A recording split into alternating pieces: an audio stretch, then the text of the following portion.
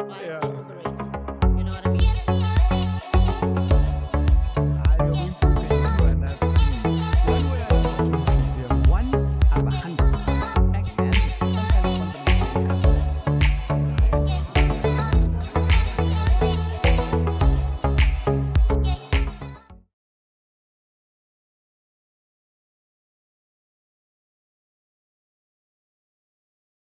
Right, guys, welcome to the Winner Circle on the It's More Than Just Money Movement channel, where we delve into conversations with industry leaders, entrepreneurs, and change makers that are making a difference in the South African business landscape. Now, I know a lot of you watch these episodes, but we also need you to subscribe. Subscribing is free, you don't pay anything. So please click on that subscribe button, click on that notifications bell so that you don't miss any of the conversations that we have with these phenomenal people that we sit with in our studio. Now, today, I'm sitting with somebody that I personally consider to be a legend when you listen to his story, when you listen to his business journey, and the fact that there was an opportunity to give up and he didn't give up, you'd actually be inspired by his story. And the person that I'm talking about is none other than Thatiso Dube, who is the founder of Galxboy.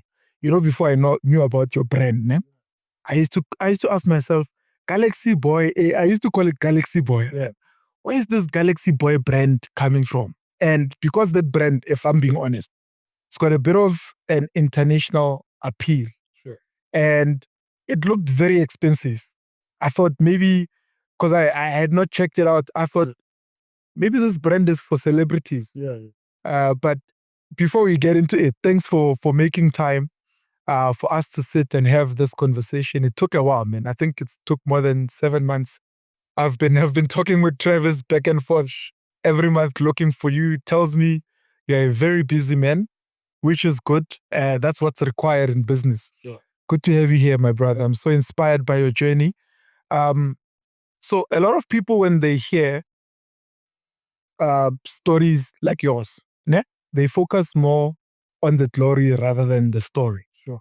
They'll hear, I have multiple store locations, or I've built a brand, it's making X amount of money. We all want the glory part of it. But only you went through the story part of it, the pain part of it.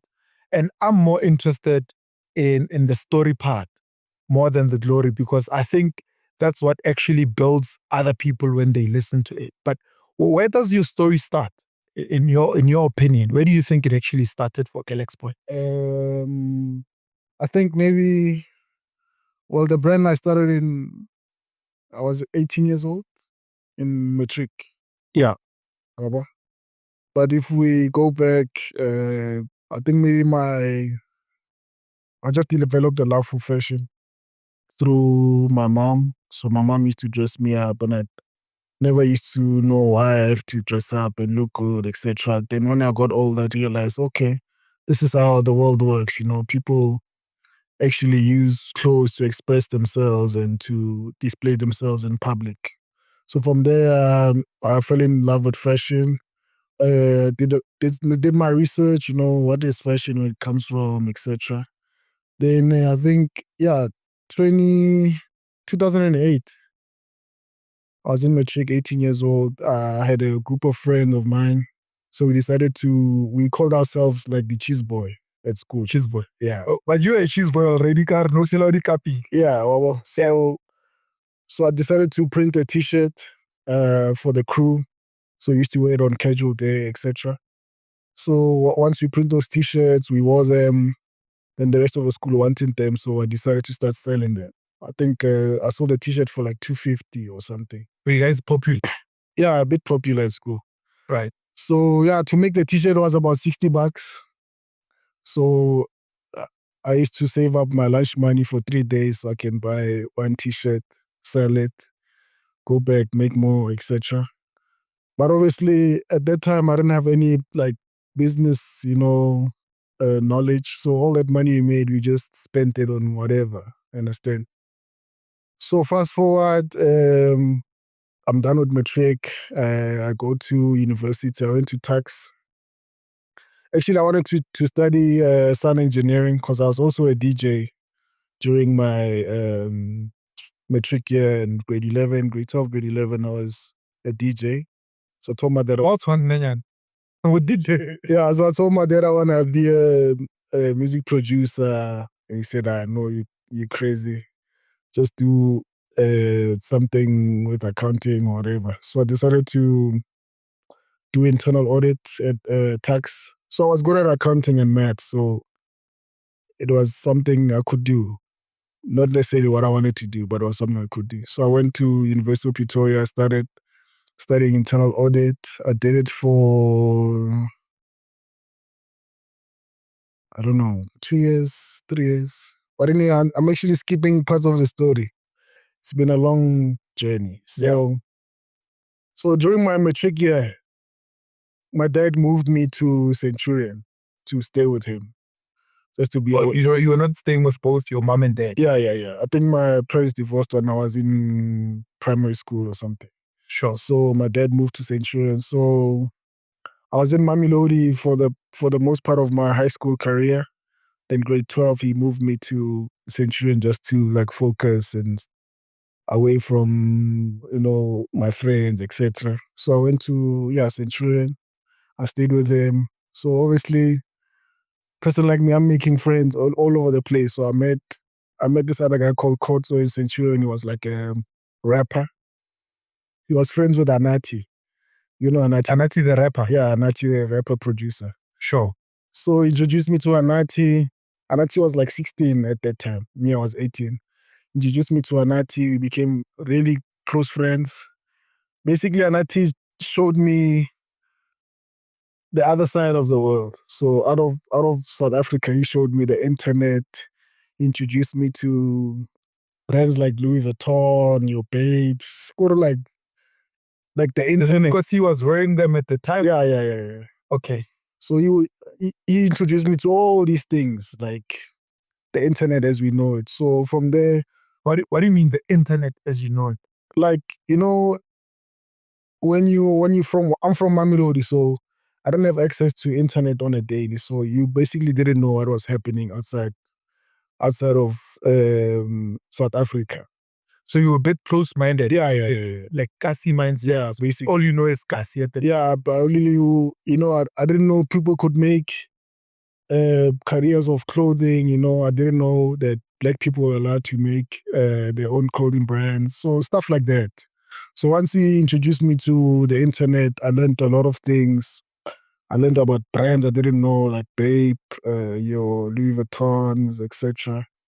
Then he later introduced me to Nkosana from Mama Keep Keep.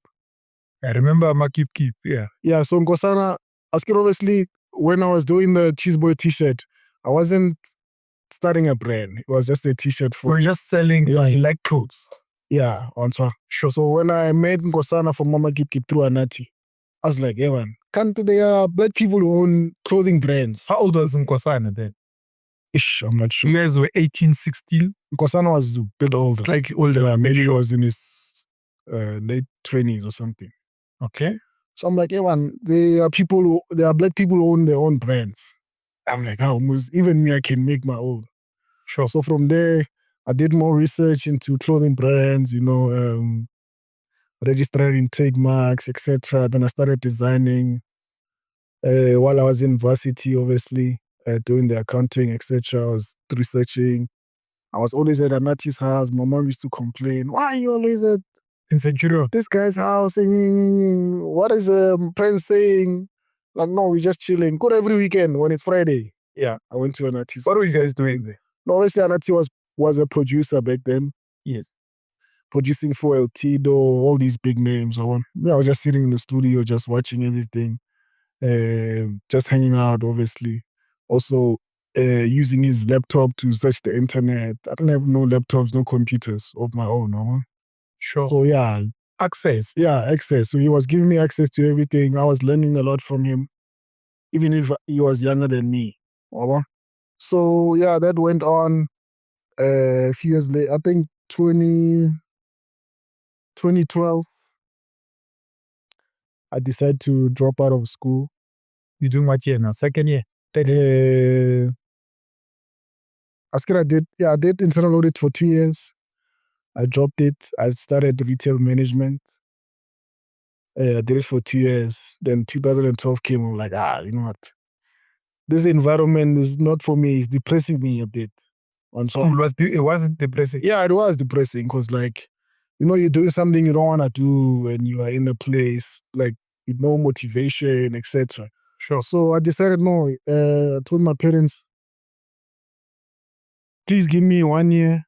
I'm pushing this brand called Galxboy. I want to get a guy. And so, Why did you come up with that name specifically? so this name came about from Cheese Boy, right? Then while I was selling those t-shirts in high school, the females wanted their own version. So I did a Cheese Girl t-shirt. But then I didn't want to have two brands. So I wanted Cheese Boy, Cheese Girl. Yeah, so I wanted to put them together. So I just said Cheese Girl, X-Boy. Then the name was too long, so I cut off the cheese. So it ended up being Galxboy on stage. So that's where the name comes from. And the meaning behind it is basically what boys do because of girls and what girls do because of boys. So girls might wear short skirts to impress guys. This guy might smoke cigarettes or make jokes in the class to attract attention from the females. So this basically the equation between girls and boys and how they connect. Sure. Okay. So yeah, 2012, I dropped out of school. My parents agreed to give me a year. If nothing happens during this year, I'll go back, get a degree, get a job, and live a normal life. That's the deal. Yeah, you're there. Yeah, that's the deal. Yeah. So if nothing happens after this 1 year, you go back to school, you get your degree, you get a job, you move on. Sure. So now, 2012, I actually start designing for Keep. You dropped out. Yeah. And then you joined Amakipki. Yeah, I started designing for them. While you had already started Galxboy at the same time. So basically, I was starting up Galxboy. I registered everything, CIPC, etc. Then Kosana decided to give me a job to design, because I was also always designing, but obviously I wasn't producing anything. I was just designing. Like in the studio there where you spent most of the time, where he saw. Yeah, with design. With an artist computer, I was designing on Photoshop, on Paint, showing him the stuff. Then he decided, no, you know what, come work for us, designing. You helped me design the winter collection for 2012. I mean, for 2012. 2012. So you taught yourself design? Yeah. Nobody taught you design? No. I started with Paint. You know that program on Microsoft? Yes. Paint. I used to use Paint. Then Anati got me this other Photoshop bootleg. Anati played a role. Yeah, Anati got me this Photoshop bootleg. Then I taught myself Photoshop on YouTube. Then I started designing with Photoshop. The designs became better, So that's when I got the job with Keep. So Keep Nkosana offered me, I think it was 6,000 rand per month to design for him. So I thought about it. I'm like, you know what? I don't want money. You said to him you don't want the money? Yeah, just teach me the ropes of how this thing works. So how, like, from start to finish. So he's like, okay, sure, no problem. So I was designing for him for the knowledge.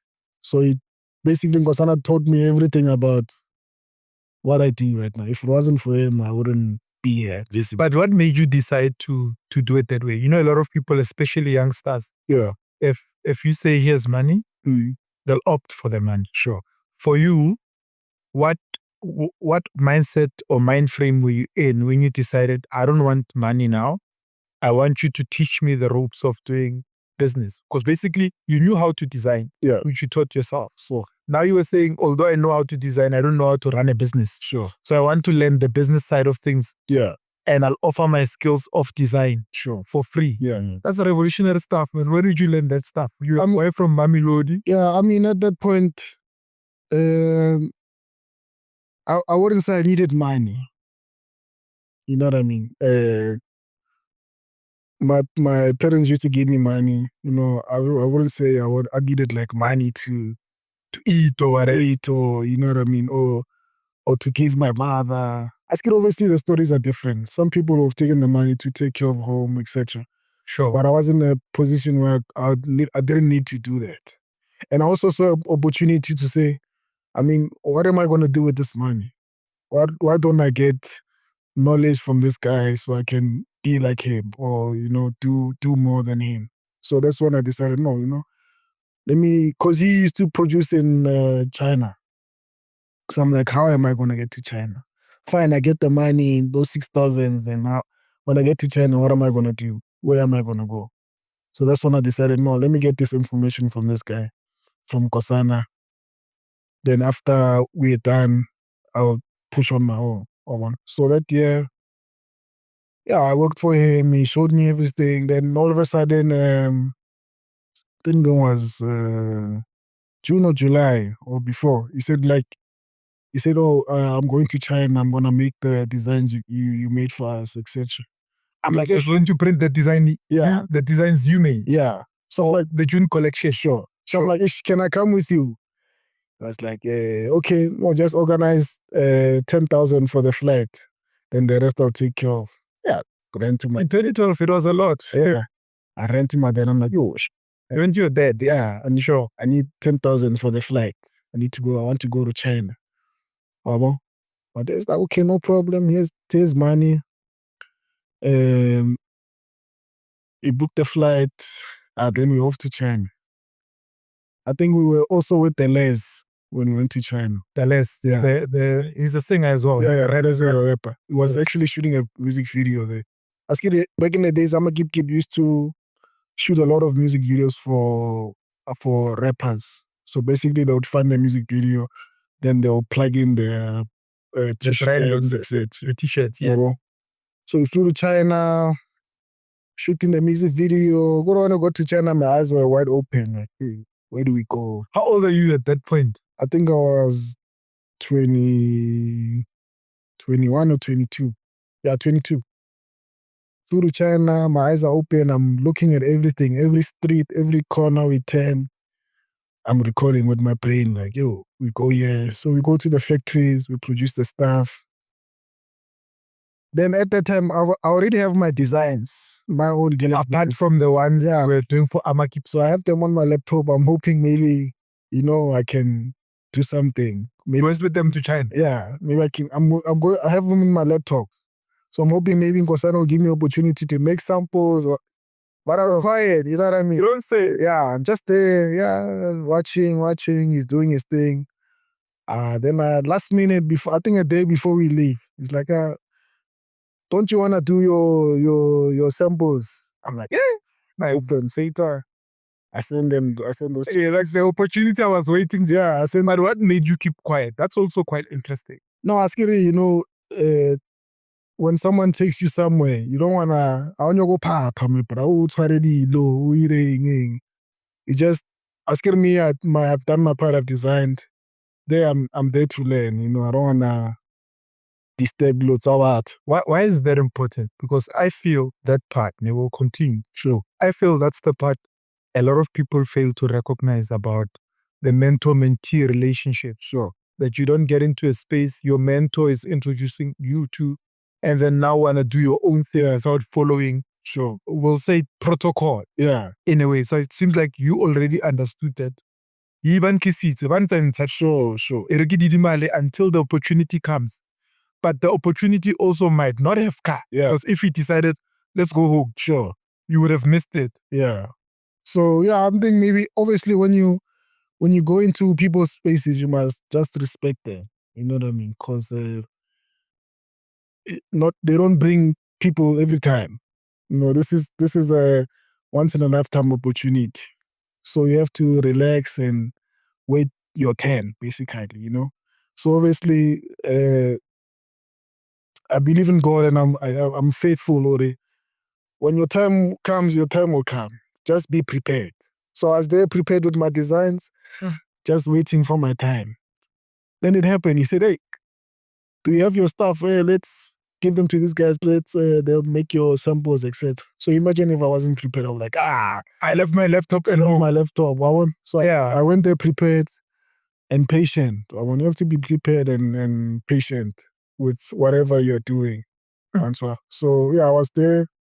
The opportunity came, I opened my laptop, I gave them the samples. Then the following day we left. So they were busy with them. I got their contacts. So now I have a fit. Allowed you to have the contacts. Yeah, we exchanged contacts. I got their number. I had to download this other app called WeChat. It's like their WhatsApp in China. Oh, WeChat. Yeah. Yeah. So I started talking to them. Yeah, this design, you do it like this. How do you place whatever? So yeah, I think like we had a 1-year contract. So by the end of the year, it was done. So then the samples came around. So you had a 1-year contract with who? With Nkosat? This is Keep, yeah. Yeah, you were working for them for 1 year. Yeah. No pay in exchange for mentorship. Sure. Correct. Okay, sure. So I think around September, those samples were ready. We received the samples. Then there was a trade show happening in Johannesburg called Streetwear. Mm-hmm. It was basically like a streetwear event where kids came and displayed their stalls. Then there were also international brands that came. It was like a skating, hip hop, etc. Like a whole big thing. So your brand is streetwear now, but it's luxury streetwear. Yeah, but back then it was streetwear, strictly. Yeah. Strictly. Did you know you are doing streetwear? Yeah. But based on the influence of Keep, or generally when you started, No, generally when I started, it was streetwear because I used to follow brands like Dube, People, Ice Cream, Keep. It was like skateboarding, BMX. That was the vibe back then, 2012. That was the trending fashion back then. So we were doing street basically. So yeah, that event came up. We attended the event. We got the sample. We displayed our stuff. We're basically not selling anything. We're just displaying. People were showing interest. And then from 2012, we started growing the brand basically. I started ordering from China, selling from the booth, going to high schools, going to events, promoting. Because I remember there were events in Pretoria. It's our homecoming. I know homecoming. Yeah, they used to host homecoming picnic. Yeah, they used to host big events. Yeah. I actually used to do the posters back then. Like design their posters. Yeah. I'm friends with Neo Moel and Malaji, the guys who started the event. I used to do their posters. So during the events, and that same circle yabo Anati as well. Yeah. Nice. So during those events, I used to print out. I made like 100 caps or 150 caps, and I used to give them out to people for free. So I found you in the crowd. I give you a cap, you wear it. I take a picture. I post it on Facebook. Sure. So everyone, all the fly girls, all the dudes, give them a cap, take a picture, post it on Facebook. So and the perception, it's like people are buying this brand. Sure. Yeah. So whatever, if you find you there, we tag you on Facebook, you repost, traction. Hey, what is this brand? What? So that's how we built the name. I want just putting out the logo there. The head was just a simple logo. You putting out the logo there, people must see it. Just busy doing groundwork. Obviously selling stuff on the side, etc. So fast forward 2014, I get approached by these two other guys. They're like business people, they already tender and stuff like that. So they approached me and like, yo, we see you have a nice brand.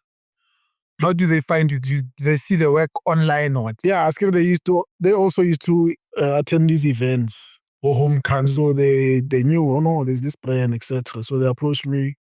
As a brand making any money at that? Yeah, we're making money. We're making. You're selling now? Yeah, we're selling.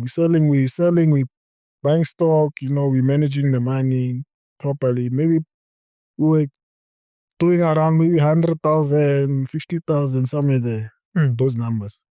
So they approached me. They're like, "Don't you want to open a store?" Blah blah blah. I'm like, "Yeah, sure. Let's do it."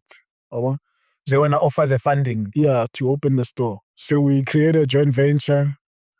I come with the product, they facilitate the opening of the store. But you still own your brand. Yeah. Sure. So we opened the store 2014 in Hatfield. That was our first store.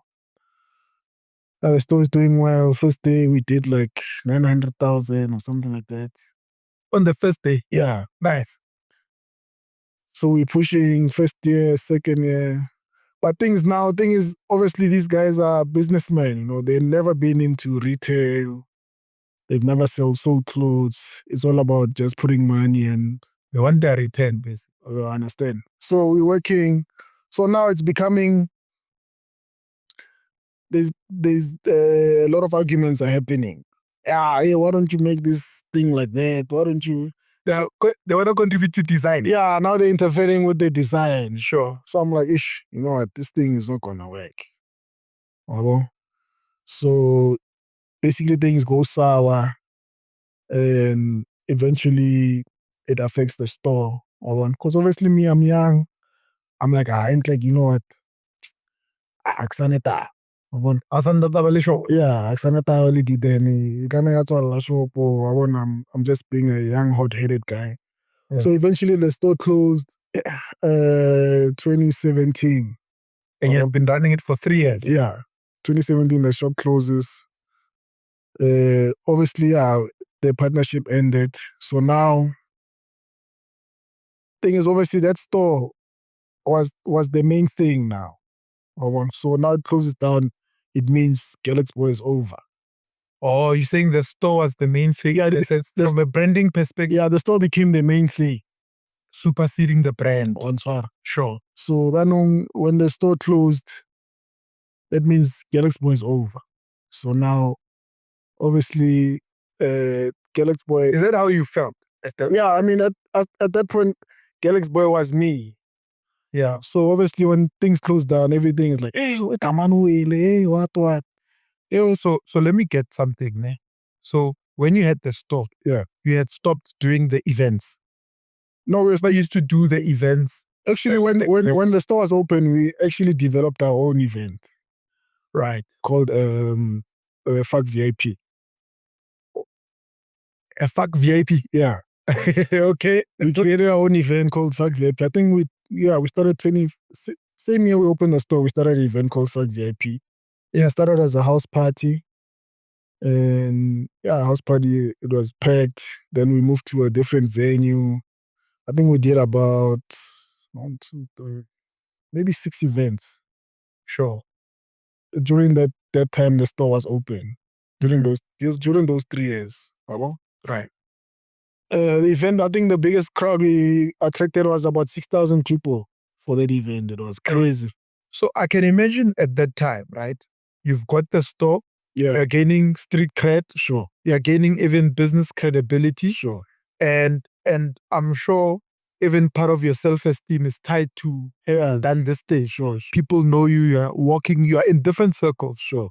And now this thing collapses because of the partnership. Sure. How did that affect you, your self-esteem, and the fact that this is something that was your baby and now it feels like it's over? Like you said, you felt the brand was over. I mean, 2017, it was probably maybe my worst year.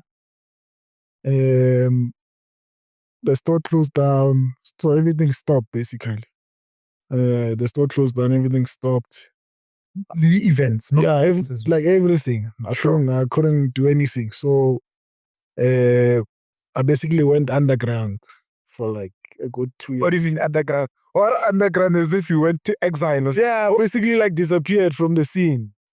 You know what I mean? Oh, now you didn't want to be seen. Yeah, sure. I disappeared from the scene. But I was still designing. Your first love. I was still designing. During that time, between 2017 and 2020, I was doing small jobs for brands. Like I did designs for Trace TV, like the uniforms I wore on Castle Light. I did a campaign for them. They wanted merch for their campaigns. Well, so they still knew you. Yeah, they still knew me. You were reachable, but underground. Yeah. You were not attending parties, you were not attending events. So as a designer, I was working for other brands, with Castle Light, with Trace. I did something for, what's this, Kiwi. Why didn't you give up? Because I had a vision. You understand? I knew where I wanted to take Galxboy. I already knew that, this blue door, I want this blue door. From the beginning. So for me, even though it was a depressing time, I just took it as a headline. Okay, you know what? This is a headline. This is a pothole I went to. My tire is popped. I need to go back and learn how to fix this tire and getting back to this blue door that I want. So that vision helped me continue having faith in the brand. So At that time, what was the vision? and I wanted to basically Galxboy. I wanted to Galxboy to compete with international brands. I'm sorry. That's where the standard. That's where the standard was, because I was researching your Louis Vuittons, your Nikes, your what. That's where I wanted to be. So the work continued. Yeah. At that time, sure. Yeah. So I was designing for myself. I was designing for other brands, making a bit of money here and there. I even took online course. I think 2020 or 2019 during COVID. Or 2019 COVID. No, COVID 2020. Yeah. Started December, but we went on lockdown in March 2020. Sure. So just before COVID, I did an online course, a free online course, luxury management. So during that downtime, I was researching on how I'm gonna come back. You were staging your comeback. Yeah. So I was researching on how I'm gonna come back. So now I did this course, luxury management, and in this course, I learned a word called mestige. Mestige. How do you spell it? MASSTIGE. Okay, mestige. So it's basically mass and prestige put together. Or mass production and prestige. So that, to explain that, is basically like, you remember when you used to see a Magnum ad on TV? Yeah. They used a beautiful lady. Yeah. It looked very expensive, blah, blah, blah. But when you go to the shop and you check the price of the Magnum, like 12 rand. Oh, this thing was affordable. Yeah. Yeah. So that's why I got the idea of making a luxury street brand. Something that looks very expensive, but affordable. So that's when I came up with the Galxboy you know now. So I infused the street with the luxury. I changed the logos. I used smaller logos. Because back then I used to use big logos, use prints, like we were very loud, blah, blah, blah. So I started using smaller logos. And the use of smaller logos I learned from Louis Vuitton. They'd make a paper bag, a big paper bag, but the logo is this small. So I didn't understand why, but I used it because they do it. Yeah, you do it the best I do it. Yeah, so that's how you start anything. So even deciding to continue to make clothes in China. When you want to make a t-shirt, you go to your favorite brand. Either you like Nike, go to Nike, you check, where does it make the t-shirts? You just check the label here. There's a tag underneath. That's good. Made in Vietnam. Yeah, made in Vietnam, made in China. Yeah. Okay. Nike makes his t-shirts in China. Why? I don't know, but they're doing it. It's working for them. So you go Google t-shirt manufacturers in China. It brings out your Alibaba sites, made in China websites, whatever. That's the research. So you produce where the best produce. Because that's what our vision, to be like the best. Should be on the same level as the international brands. So yeah, after that, during COVID, I do that course. I discovered this mestige thing. Then I developed this new Galxboy luxury streetwear brand. So at that time, I'm making money with these small jobs. I come up with about 90,000 rand in my bank. From the odd jobs that you are doing. Yeah. You're saving everything. Yeah, I was saving. So 2020, I decided, no, you know what, it's time to come back. You know what's interesting with the second part? Yeah. Right? I get the first part, you took the job from Kosana for mentorship or payment. Yeah. Now, after the business turned, Yeah. you were taking jobs, but you didn't want mentorship. If you wanted money. Yeah, sure. Why did you do it that way? You wanted to raise money for a comeback or what? Yeah, I wanted to raise money for a comeback. You know, obviously I had all the information I needed. Because you've gone through the mentorship, you've done the business, and now you needed what they call capital. Sure, yeah, sure. Yeah, so I've learned from my mistakes also.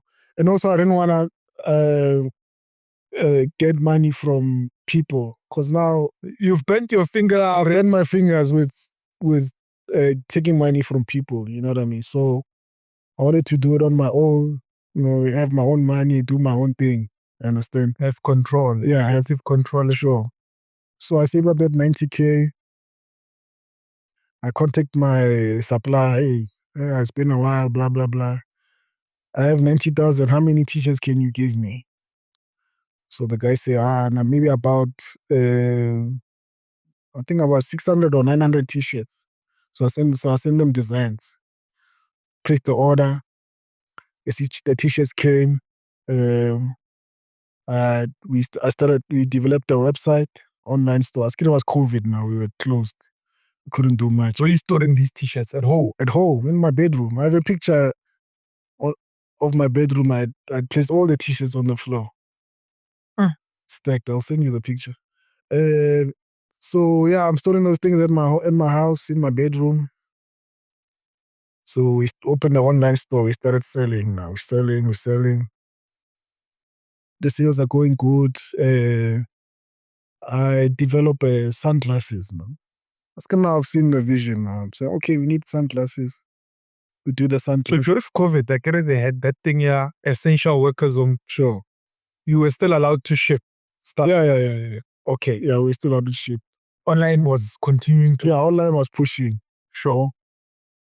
And so now I develop sunglasses. After t-shirt, I develop sunglasses. Sunglasses come. Everybody is excited. No one has done sunglasses before. No local brand has done sunglasses before. Yeah. We're pushing sunglasses. I get a small storage. There's a place in Pretoria, my storage is like a garage nyana. So Yeah, you get one of the storage facility. Yeah. I get a young storage there. I think I was paying 800 a month. Started with Those small garage ones. yeah. Yeah, this size maybe. Yeah. Yeah. So I started working out from there. We're working from there. It was actually 3 of us. It's my friend Kehu and Dumisan. Those are the guys basically. They were helping me during, like after starting Galxboy, they joined me. First time. Yeah. 2 other guys of mine. The first time when you started it, or now when you were rebuilding? The first time I was studying, but they were more like, one guy was logistics, and the other guy was more like business admin and stuff. Also. Correct. So we had to work together. So yeah, we do the sunglasses.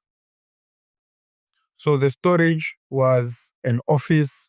Yeah, You everything. stored stuff. Yeah. You shipped it from there. Yeah. Sure. So every morning I'll go there, pick the orders from there, then take it to courier guy, and go home. So yeah, we do the sunglasses. Then I develop the handbags now. Handbags are coming. So the product is growing. Handbags are a hit. You are selling out, etc. So then the sunglasses started breaking. Answer. So there was a issue I had with the sunglasses. I was even trending. Hey, these sunglasses after 2 weeks they break. Like everyone was attacking me. I was like, Until underground at that moment, or you're already now dealing with celebrities again? no, we are back now. You are back. Yeah. Yeah. Yeah. When you open the storage, you are back. Yeah, I'm back. Everybody knows it's you. You are back. Yeah. You're selling. Yeah. But it's online. Yeah, it's online, bit by bit, Tobo.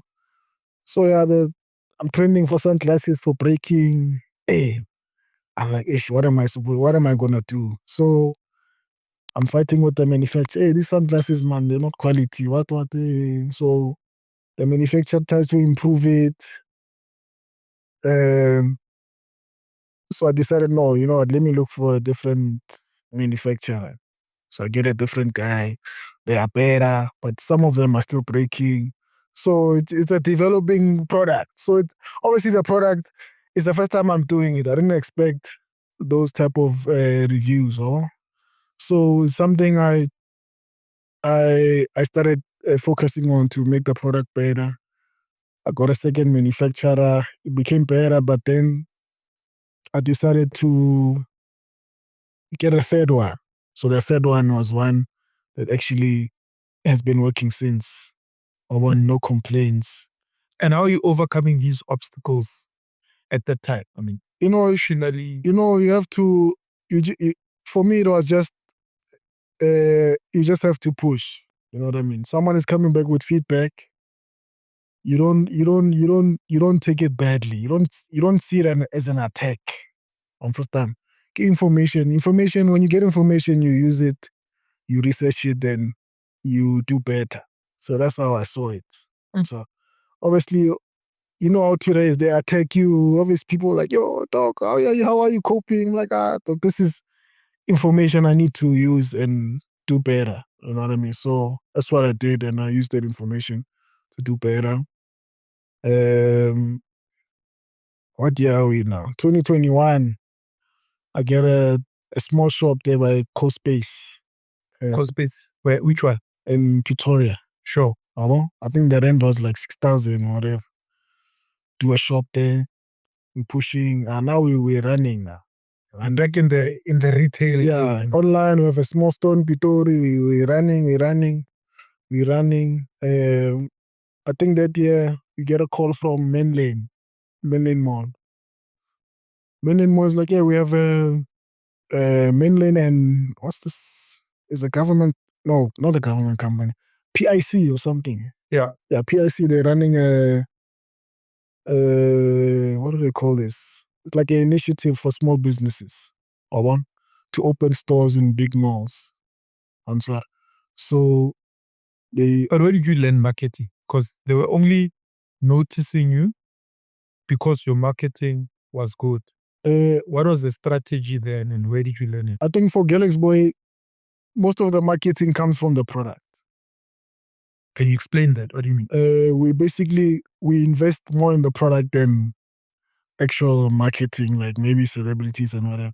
So the product was one that was doing all the talking for us. You're improving constantly, improving the product, taking feedback, improving the product. Yeah, because I mean, you can get a Chris Brown to promote you, but if it's nonsense, it's nonsense. Yeah, I get you. So just we are always perfecting the product by any means necessary. That's our main marketing budget. So yeah, Mainland calls us. We go have a meeting and say, yeah, we want to offer you guys a store. Because usually rent at Mainland, you're looking at minimum 60,000 up. Yeah, it's not cheap. It's a good mall. It's good location. So they offer us rent of how much was it? I think 20,000 or 24,000 through this program. Yeah, PAC is covering the rest. Yeah. You will cover the rest as a business owner.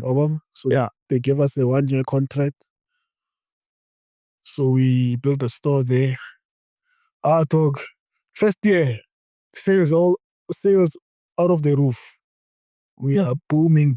Mainland is impressed. So now Skir Mainland is owned by. Is it Attack? Is it Atabir? Yeah, I'm not sure. But that company that owns it, has other malls, obviously. Yeah. So now we're getting call from Bloemfontein. Hey, you want the store? Hey, VNA, they're seeing a good tenant. They're seeing a good tenant. You understand? Yeah. So now the stores start growing. You know, we're moving now. Stores are growing. So all these that are calling, are they also offering discount? No. Oh, the other malls is the real rate, man.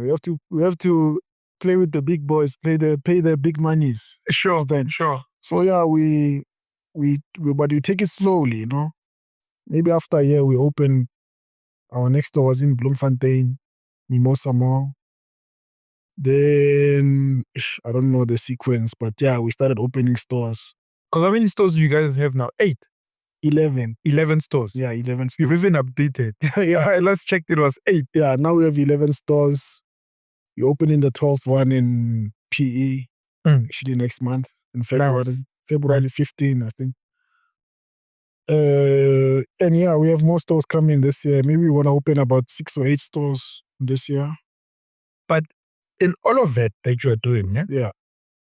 the management capacity, because what a lot of people and entrepreneurs don't realize is that you can grow as much as you can, but the most important thing is how do you manage all of this growth? So for you, what then became the strategy for management? So at that point, there's 3 of us, right? Yes. So now we had a 4th member. So my partner, Keho, he's his cousin. He's like a accountant, like a business guy. So he was helping us with the financial stuff. Financial management. Yeah, financial management, doing our books. So when we were approaching these malls, the malls want financial statements, etc. So he was doing that for us. Then we ended up putting him on as our CFO. Sure. So he basically took our company to bigger heights, made our company more formal. You know what I mean? We started looking for professionals to help us manage the company. So we got a lady for HR lady. I think she used to work before she came to us, she was working at Crocs or something. Sure. So he basically... So she understands retail. Yeah. So brand building. We wanted to work with people that we didn't want to say, hey, I have a job for you, come in. Someone that's professional, we pay them, and they help us grow our company. So I think it's very important when you get to a point where you're growing, bring in professionals to grow your company. Pay them. Don't see it as if you're losing money. It's an investment rather than cost. It's an investment. So we started hiring professionals to help us grow the company. So we basically had a CFO, HR manager, and it was me, creative director. I had my friend who does logistics. Then my friend Kiho, I made him the CEO. So he basically handles like business operations, etc. So from that team of 5 people, we grew this thing like big, bro. Like we even So when you say team of 5 people, you're saying from a management perspective. Yeah. Not the guys at the store. No, not the guys at the stores. Yeah. Yeah, obviously the guys at the stores are sales representatives. They just sell the product, etc. So from a team of 5, we looked for an office space. We found an office space here in Midrand. I think there was 600 squares. It had a warehouse, so a warehouse office type situation. Sure. We got in the when we get in there? 2023, I think. We got into that space. 2024, we needed a bigger space. You get in, let's say you get in 2023, what? June, May? No, we got February. After a year, you need bigger space. Yeah, by the end of the year, we needed a bigger space. Sure. So we asked the landlord to build us a warehouse. So he agreed, basically.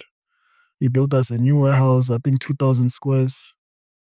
Warehouse is huge. That's where we are currently. But we need a new one currently. We need a bigger... Last time we spoke, you had 150 employees. Yeah. That was last year, June. How many employees do you employ now? Now maybe about 170. 170. Yeah. Nice. Yeah, plus minus. We're going to still add more with the new stores coming. We have like I said, a store in PE coming, store in Eastern Mall coming. Nice. We're trying to open one in Kimberley. And what else? We want to do another one in Pretoria. Yeah. So the team is growing basically. For Yeah. sure. Yeah. For sure. So yeah, it's been a long journey, bro. So how important is it then for you as an entrepreneur to build the right team around you that then builds the business? Be it the team at the store, Sure. the team at the office, the team in the warehouse. How is that? Why is it so important for you to do it that way? It's important because we need to grow this business so it lasts for 10,000s of years. Understand? So we want to do something that has never been done before as Black entrepreneurs. You know, a lot of businesses come up and they go, they come and go. So making sure this thing grows is all that's important to us, because I'm responsible for 150 families. Absolutely. So there's no way I can say, it's fine. Let me, you know what I mean? So I'm fighting for them. I'm fighting for job creation in this country. You know what I mean? We can't always depend on the government. We have to come up with ideas to create jobs. Government can do so much, because government can all give us. The government can come and give us million rands each to start businesses. You understand? They can do that, but it's up to us to grow that thing. So it's very important to, if you're trying to build a business, a real business, you have to do it right. You have to hire professionals. You have to be a formal business. You understand? You have to pay your people on time. You can't say, this month I didn't make money. You know what I mean? You have to. If it's the 30th, you pay them. You have to pay them on the 30th. Yeah. So for me, that's what I'm trying to do. Because I mean, for that, what you just said, paying on time, it doesn't only speak to employees. Yes. It speaks to suppliers. It speaks to service providers. That ultimately also builds a perception about the business. Because if I work in your business and you pay me on time, I carry that brand also with pride. Yes. Ever, where do you work? Imagine you meet a guy who says, I work for Apple. Yeah. In your mind, you already perceive that guy a certain way. Yes. So what you're saying is that you're also wanting your employees to have a certain perception in society. Yes. Am I wrong or right when it comes to that? Yes, because I want them, if someone is coming from working from a big company, when they come to my company, they must feel the same. It mustn't be like, it's a black company, maybe you won't get paid. It must be the same. We must actually step away from black company, black entrepreneurs. You're an entrepreneur, you're a company. There's no... And you're competing globally. Like, yes, because we want to compete globally. We mustn't say, it's a black company, let's support it. No, don't. For me, I don't believe in people supporting. I don't believe in support. You don't believe in support? No. I always say that and people attack me. No. But for you, in your perspective, why do you say you don't believe in let's support black business? No, it's not the right way of going. Because now, let's support black business has a thing of, hey, let's be lenient. When they make mistakes, let's be lenient. Because now now I'm in 11 malls. Understand? It's not about support. It's about getting the right product and putting it out there, people buying it. Understand? Irrespective of your skin color. Yes. And it also means at the level where you've worked to be, there's no longer rooms for amateur mistakes. No. Because you're black. Yeah. So I don't want people to support me. I'm putting out the product. If they like it, they'll buy it. If they don't like it, they won't buy it. That means if they're not buying it, I have to go back to the drawing board.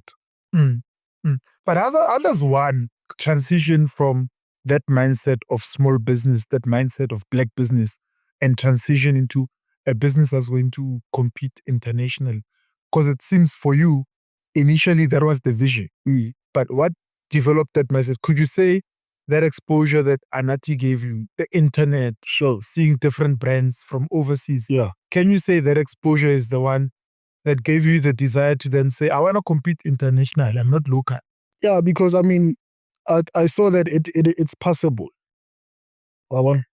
It's possible to be able to compete internationally. It's possible to do the same numbers as all these other brands are doing. Yeah. We just have to do it the way it's done. On top. So then how did you handle after your partnership failed? It failed because there was creative interference. Sure. Right? How then after that did you balance the creative side of things and you being a businessman? I mean, I basically when we built the team, I basically started delegating more. You understand? So I decided to let go of a lot of things, because obviously during that partnership, I wanted to be involved. Hey, why? You understand? Because I wasn't mature enough to let things go and say, okay, you are in charge of 1, 2, 3. You are in charge of 1, 2, 3.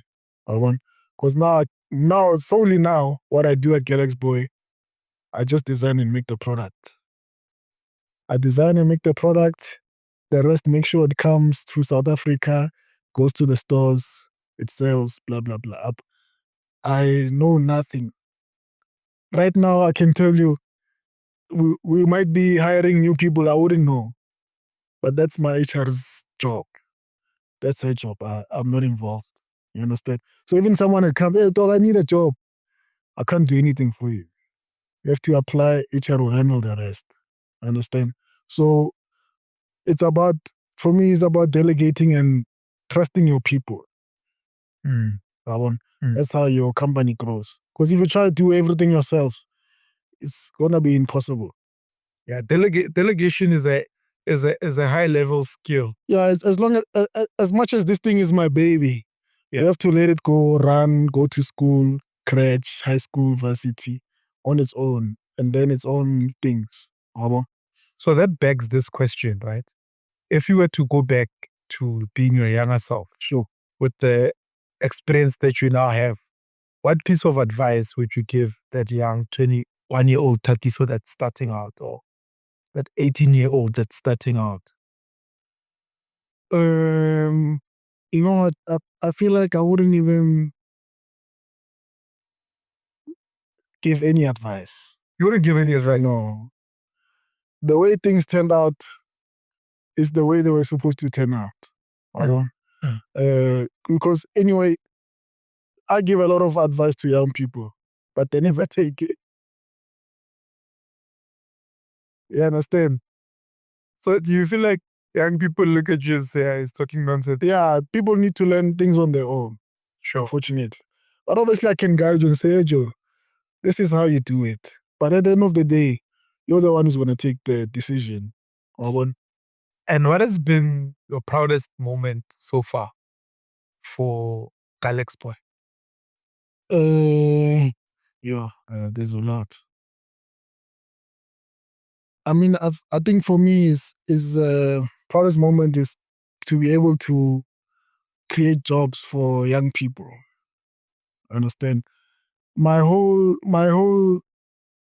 I think with all my stuff, there's no one above 35. Only maybe 2, 3 people, two or 4 people. I think our truck drivers are old, obviously, and then a few senior managers. My CFO is like almost 50, but the rest below 35. So I believe in hiring very young. I believe in people. Obviously, there are young people who are gonna make mistakes. Obviously, in Galxboy, we've had things like theft, misconduct, blah blah blah. But those things will happen. You know what I mean? So because we deal with young people. So how do you define success beyond financial achievements? For me personally, Yeah. It's basically doing whatever you want at any time you want to do it. And then when you think about your legacy and that of Galxboy in the long run, you talked about building a business that will outlast the next 10,000 years, as an example. What do you want people to remember about you and about the company? I want people to remember that we the ones who made it possible. We're the ones who took the first steps. Even when we get a lot of backlash from the public, whatever, we're the ones who pushed it. You know what I mean? For other people to be able to do the same things we do. Because to tell you the truth, the pie is so big in this clothing industry. There are only a few companies that have like 90% of the pie. Sure. So I always say that we need more brands. We need more local brands. We can't. There's enough for every. Like literally, I can tell you, there's enough for everybody. I mean, I think last year I tweeted. I think from Foschini Group. Yeah, TFG. Yeah. They posted their whatever yearly revenue, whatever. I think they made like 29 billion for 2024 or 2023, whatever. So I posted. I'm like, yo, Foschini Group did 29 billion. Yeah. That means Galxboy can do at least 1 billion. For 2 or 2 or 3, who knows? You understand? Yeah. There was backlash for that. You are crazy. You can't do 1 billion. Blah, blah, blah, blah. I'm like, this is what we need to kill. That mentality of we can't do things. These guys can do it. Why can't we do it? We can, yeah. We can. You understand? Yeah. So I want our people to get used to black success. Absolutely. You understand? Yeah. Because when a local brand opens a lot of shops, like someone like Batu opens a lot of shops, blah blah blah. Hey, he's washing money. Hey, he's drug money. Hey, what? There's stories.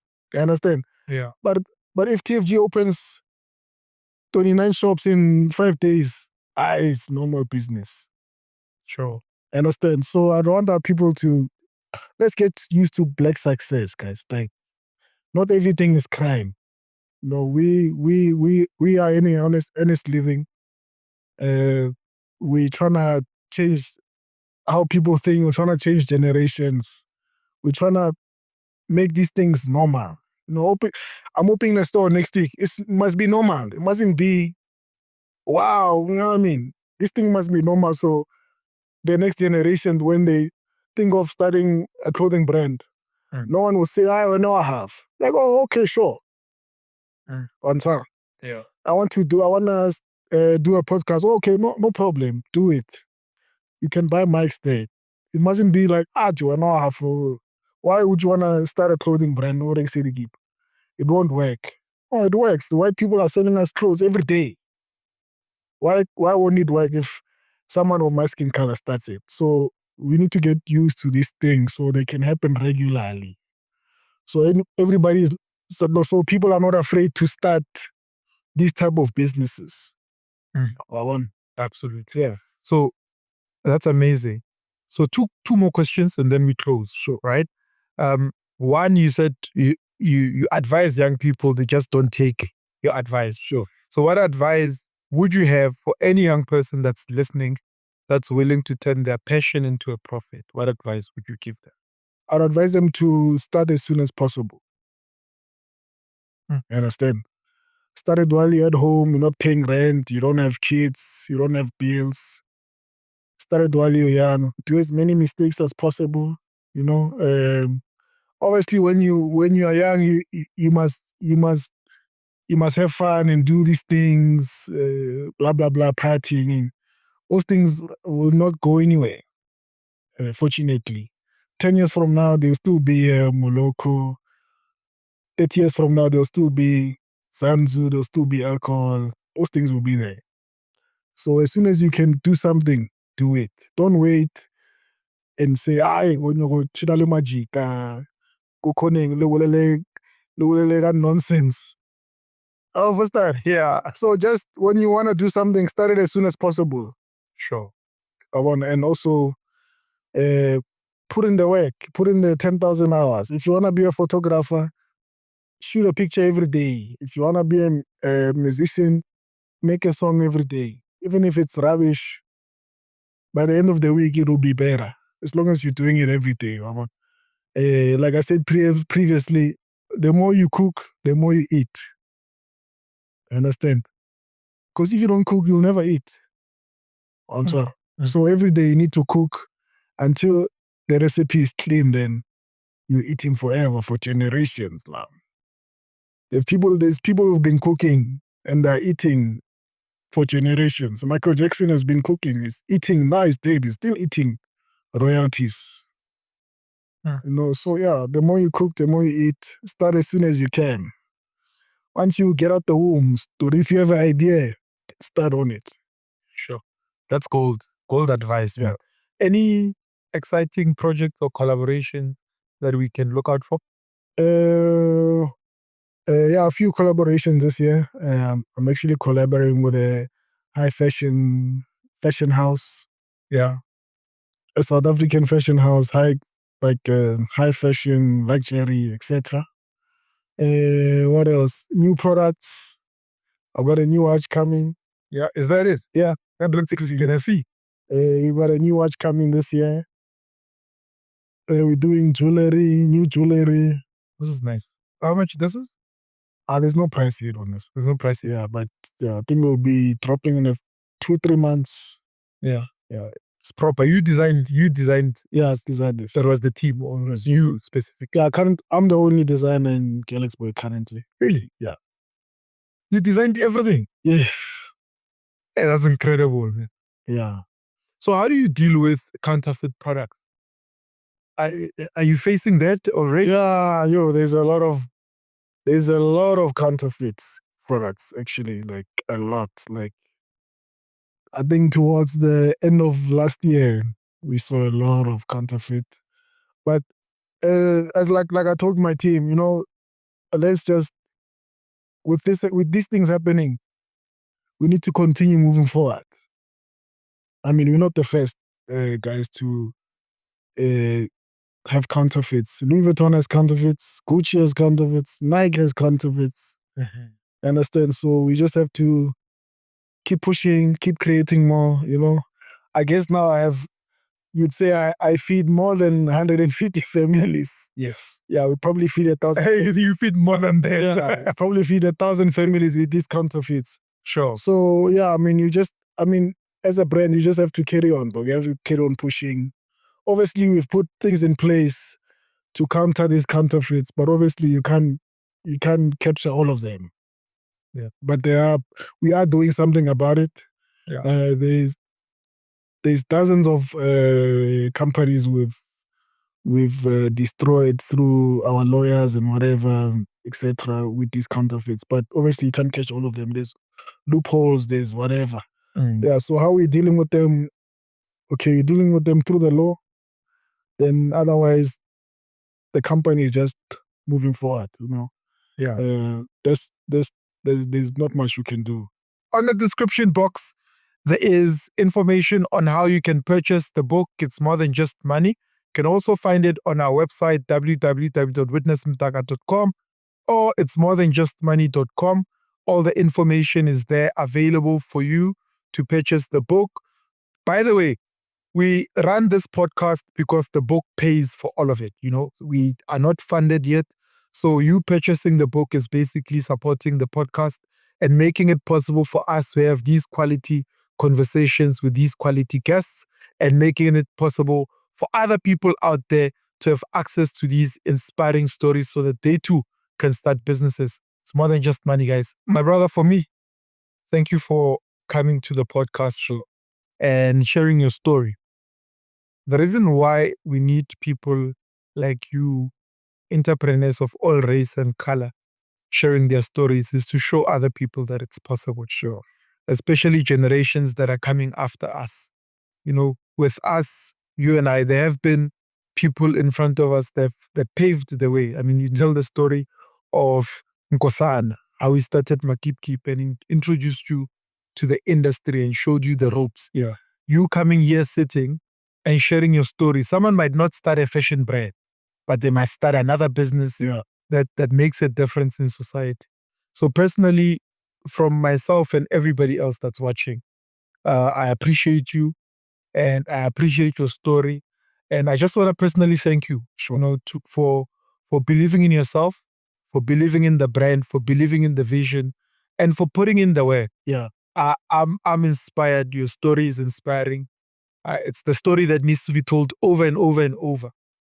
For every young person out there, black, white, Indian, colored, to let them know that it's possible and we can all contribute towards building South Africa. Yeah. So thank you so much, my brother. And I wish you all the best. And may we reach those.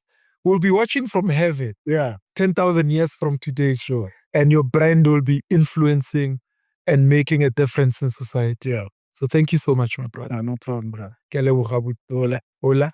And if you're watching online and you are not inspired by that, I don't know what's going to inspire you. But I'm truly inspired by this story. Let it be something that captivates your heart, and may you take as many lessons from it as possible. Like I said, if you haven't subscribed, please click on that subscribe button, click on that notifications bell so that you don't miss any of the conversations that we have on the Winner Circle with all these industry players, change makers, and entrepreneurs that are making a difference in South Africa and on the world stage at large. From my team and I, broadcasting from Johannesburg, South Africa, it's more than just money. We'll see you again in the next episode. Ciao, ciao.